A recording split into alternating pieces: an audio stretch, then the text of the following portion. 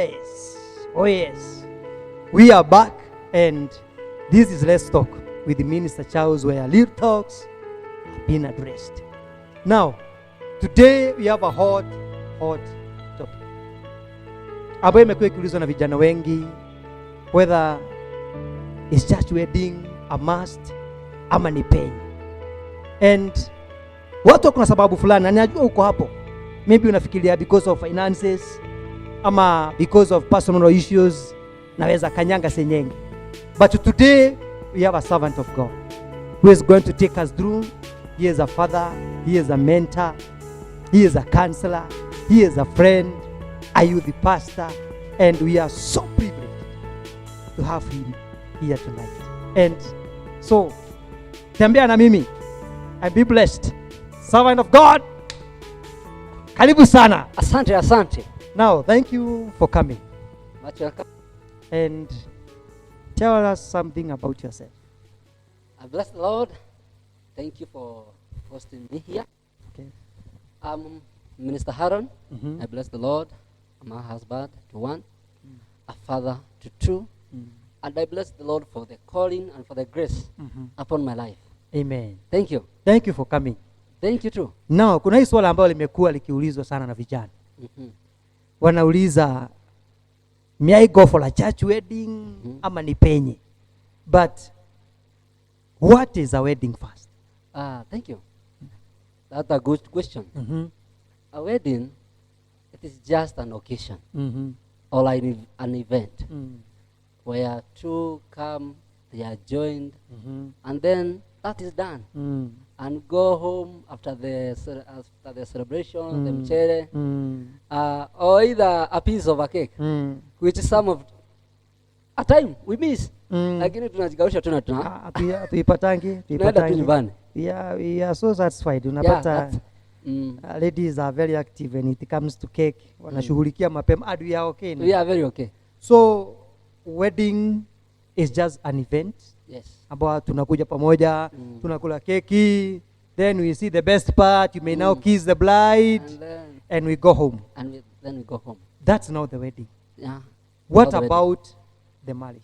The marriage, it is a better more of a wedding, because marriage, it is that committal, that coming together in agreement, and two people, a young lady or a young man, they come together, male and female, and they purpose and they give to a committal of living together as a husband and as a wife. Yes. So marriage is a covenant. Marriage is a covenant. Agreement between two people. Yes. And I can ask you, where does the marriage itself begin? Wakati wa kuchubiana, wakati wa now kiss the bride, ama where does the wedding, where does the marriage start? Yes, because we are believer, we are going to reflect much on the word of God. In Malach 2 and verse 14, 15 and 16, the word of God says that God was a witness. When you are committing, you are giving that vow to that lady that I love you and I want to have you as my wife. The moment she replies and says, okay, I do too commit to live with you or to take you to be my husband, and that we go and live as a husband and wife. Now that is the genesis. That is the genesis of marriage. Kwa hivyo wakati tu mlikuwa pale kichochoroni, or maybe after the fellowship or after kahawa, ukamwambia unajua nitakupenda with all my heart, and you had an agreement. Yeah. So the covenant itself is where now the marriage starts. Yes, and you see it is so important and so detailed that God is saying, I was the witness. When you are vowing, when you are telling that lady, I love you and I am taking you, I want to marry you. That is where the marriage starts. Yes. I remember in the Bible kuna wakati Joseph aliambiwa, Joseph ambaye alikuwa amemchubia Mariam. Kabisa. Akaambiwa na Mungu that don't even dare kumwacha huyo msichana, kabisa. sababu aliona na miba. Joseph needed a conviction that hii miba hii sio Judas amepitia. Avala. So hakuna pahali tulikuwa tumeambiwa kwamba walikuwa wameoana. But because of the covenant, maybe because of the agreement they had, Mungu alikuwa ameapprove ama ameaffirm ya kwamba this is now from today a husband and a wife. Kuna vijana ambao wamekuwa na mazoea. Leo ameenda amemwambia huyu, I'll give you my heart. After 1 year anaona nitaiendea. Anaendea ile heart, anakuja anamwambia mwingine, I see you are better, I'll give you my heart. Kuna mtu amepeana heart yake for like 2 or 3 people. How can you advise that young man? My advice is so simple, because I can tell them, the more committal and the more you give yourself through vow to many, the more challenges that you are going to encounter in your life, because they will be coming hunting after you, because these things are still alive, and God is a witness. So these things are alive, and some of the challenges that we are encountering and seeing people facing their marriages, they are from where they gave vows and committals which they didn't even fulfill. Yes. That's very dangerous. So I can tell them, refrain from that. Keep yourself pure. And when you come to proposing, know the right person, and then follow it. Because God, even when you are there, He was there. In your darkest place. Alikuwa hapo. Alikuwa hapo. With all the sweet words. Yeah. Alisikiza na akaafuru na kuwa firm. Yes. That's wonderful, brother. Now, which significant does the marriage, or does the whole concept of the marriage and the wedding have to do with Christian values? Good. A very good question. And this is where we are setting a wedding to be in the church. You see, Moses is telling God in Exodus 33 verse 6 that unless your presence go with us, bringing the wedding in church, it is bringing God into that marriage. Amen. So as you start with God, then it is good, because even when challenges will come, you'll be having somewhere to turn to. God is there with you, and you'll be telling God, God, I started with you. I am coming to you so that you may help you. And that marriage will sustain. It will continue. It won't break. That's wonderful. When God is on board, it can't. It can't. It can't. Mungu akiwa ndani, haiwezekani. Haiwezi. That's wonderful. Yes. Sasa kuna watu ambao walipenya. Wakanyanga senyenge. Now they are good and their families are doing well. Does God approve traditional wedding? He approves. As I had said, the moment you commit, you are giving out those vows, and God was a witness. And that is why even those marriages, even though they were not officiated in the church, they are still existing, because God recognized them as marriage when they agreed, and then they set forth, wakaondoka wakaenda wakazisha. So God still honors them. Yes. To add on what you have said about wedding, ya kwamba the values of a marriage ya kuletwa kanisani, umesema ya kwamba is involving God on board on our marriage. And also there is also a significant ya kwamba kuna siku ambayo inakuja ambayo tunagojea mwanakondoo. Now when Jesus is going to come back again with all the glory, with all the honor, tunatarajia kwamba kutakuwa na ndoa between Jesus and the saint. Yes. And so it's also a significant to the church. Kuelewa ya kwamba it's a reflection. Ya kwamba kuna siku ambayo itafika hata sisi tutaenda katika harusi. The book of John 14 nasema naenda kumwandalia mahali and I'll be back kuwachukua ndio tuende makao. So there is a wedding for the saint. Yes. That we are expecting. We are rehearsing here. Wakati tunafanya harusi tunajua the better times and moments are coming. Yes. Now ningependa kuuliza, sometimes naona watu wana exchange, unaona mtu amepewa ring, mwingine maybe anapewa handkerchief, mwingine maybe anapewa also sort kind of things. Why give a ring? A ring, I can say it is something that is in the Bible, and God himself has a ring, and it is a symbol of committal. and the secular part of it, it speaks of an endless commitment, because it is a symbol of commitment. It just reminds you that you have committed yourself to someone in to love forever until death do you part, because marriage should be until when death puts us apart. So the ring speaks volume that I am committing my life to love this sister or to love this brother for a very long time until death do us me part. apart. Then the ring has a more significance because it gives honor. Whenever someone wears a ring, it speaks even to those people who we may interact outside there, and it tells more that this person is more committed and he respects the marriage institution.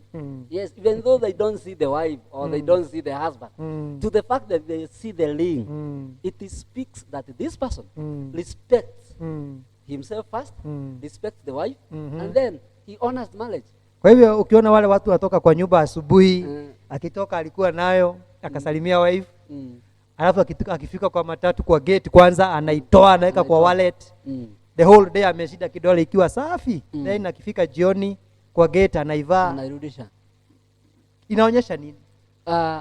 Hiyo inaonyesha ya kwamba kuna yale mambo ama kuna jambo fiche ambalo anataka kulificha kwa sababu hataki kuonyesha, hataki kusimulia kule nje ya kwamba mimi nimeoa na ishara ndio hii. Soma kidore. Anaogopa kusema ya kwamba mimi nimeoa. Na hiyo sasa inaanza kuongea kuhusu maybe kuna kitu ambacho hataki kijulikane. Maybe ana mambo mengine anataka asifahamiwe huko nje. Kwa sababu maybe ana mambo ambayo anataka kufungulia mlango, kuna side chicks ama all those, but they are not godly. We encourage people to wear rings. It is biblical. In Haggai, God says that when people responded by building his house, he wore a signet ring to speak and to remind him. In fact, the Bible speaks that ili awe anakumbuka how people responded to the call of rebuilding the house. If God can wear a ring to remind him of how God responded, then why we? Okay. Lazima tuweze nasi kuonyesha ishara na tuweze kuwa na jambo ama kitu ambacho kitatuzungumzia na kutukumbusha kuhusu our commitment to the marriage. Na umfananisha na yule mtu ambaye unaweza mwambia Bwana asifiwe sana kanisani, anasema haleluya, lakini akitoka pale hicho kimwambia Bwana asifiwe, anakwambia ni kumaanisha kwamba ako na nguvu sana wakati ako kanisani. So the same like a husband. When amevaa ring, he is so faithful, anaonekana he is doing well wakati ako kwa nyumba, lakini akitoka huko nje anaweka kwa wallet. Now, according to statistics, 40% of the new marriages have been done in Kenya. Naonekana, not only in Kenya but in the world, naonekana 40% of the marriages are not working. Do you have maybe a reason why they are not working? Biblically, we know that God is the founder of marriages. Yeye ndiye aliyoanzisha ndoa ya kwanza. Na Biblia inasema ya kwamba Adamu alikuwa lonely. Na Mungu akasema it is not good for man to be alone. To be alone. I'm going to create him a helper. Okay. And when Adam alitengenezewa Eve, alipoamka akasema these are my bones, this is my flesh. But a point of reflection ama ya kuangalia ni a suitable helper for him. So kama Mungu ameweza kumumbia Adam a suitable helper, ni kumaanisha pia hata kwa maisha kuna yule ambaye anakufaa zaidi. Na ndio maana tunasema hata wakati unaenda kuoa, unajipanga kuoa, involve God even in the search, so that you may get the right person. Once you get the right person, you have set your right foot into marriage. Two, there are some expectations. Unaingia kwa marriage kuwa unadhani marriage inakuanga hivi na hivi. You have a high expectation of marriage. Alafu uende pale, you ukose. What you get ni kama unasikia ni kama hapana, I didn't get what I was expecting. I missed something here. Yes. Unaanza kufikiria kuhusu the others and those maybe who are left outside. And there are others maybe because of 1, 2, 3 challenges about like finances. Unapata boma, familia imepata changamoto za pesa. Na pesa zimekuwa sana siku hizi zikitenganisha wengi kwa sababu mama anataka kupata pesa, hizo ni zake. Mzee pesa zake ni zetu. Kwa hivyo tutumie za mzee, zangu nikikupea nimekukopesha. Utapata ya kwamba pia msipokuwa na uwazi na pia muweze kuwa na mpango ya vile ambavyo mtaweza kutumia pesa zenu, boma ama familia inaweza kuvunjika. Na kwa hivyo as we speak, it is good people to think and take knowledge in the right way and avoid unnecessary things which may cost them their marriage. Yes. There is also an issue of competition.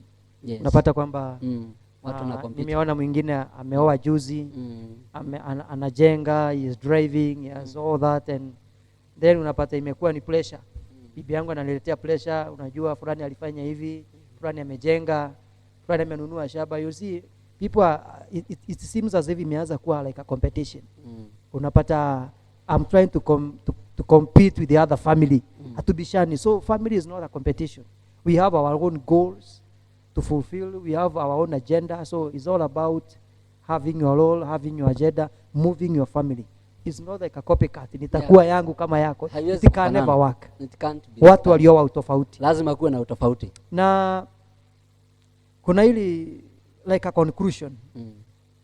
Ningependa you advise a young man mwenye anajiuliza nikanyange senyenge ama I go for a church wedding. Najua because of the hustles kuna watu wengine ambao ni waoga coming in front of everyone kuambia this is my girl. Kwanza hii sehemu ya hii kiss the bride hii nafanya vijana wanakosa kufanya wedding. Anajua madhe atakuwa pale, mzee atakuwa pale, pastor amekuwa pale. Hiyo maneno bwana, hiyo hapana. Let me kanyanga senyenge. How can you advise a young man? I can advise them to the fact that it may be expensive. It is not expensive because as we have said, see our competition. We are not trying to do a wedding like so and so. Kuvuja rekodi. Hapana.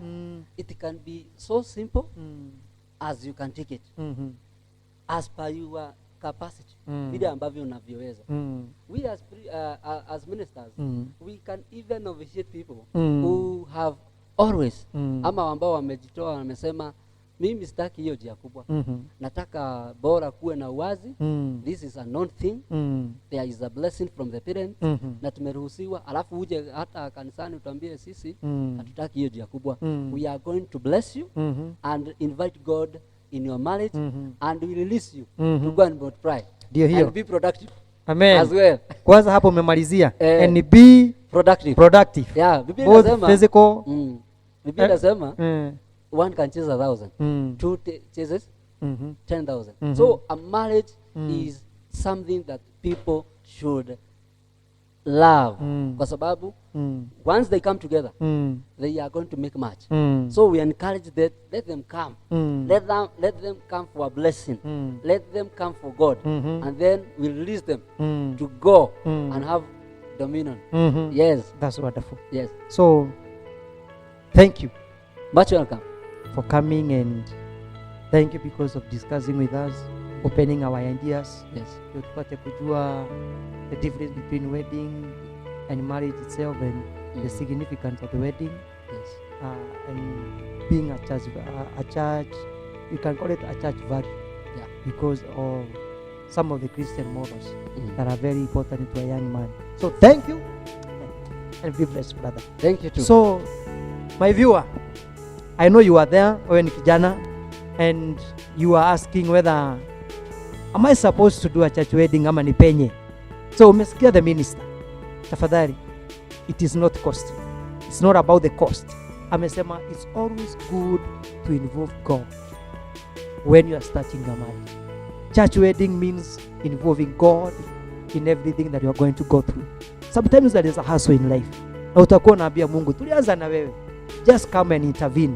So, wedding is a ceremony. But when it comes to the marriage itself, ni pahali ambapo tunakaa chini kwa kahawa. Tunasemezana that today I'm going to give you my heart. I'm going to be yours and you for mine. When we say, wakati tunasema hivyo, God is a witness. And that's when now we start our marriage. Kwa hivyo, be sensitive. Every person that you give a vow, be sensitive. Amesema ya kwamba they will hunt us later in the wedding. Ndio unapata umelala, instead of calling your wife Jerry, unaitana Wajiko, because maybe you gave many people your vows and then you don't know where you are. So don't confuse your life. Wachana na senyenge. Trust in God. We are there to support you, that we may go for a church wedding, because it's a Christian value. So hakuna kupenya. Tumesikizana is going for the altar to involve God in our wedding. So tubarikiwe sana. Let's meet in the next show. This is Let's Talk with the Minister Charles. Tubarikiwe sana.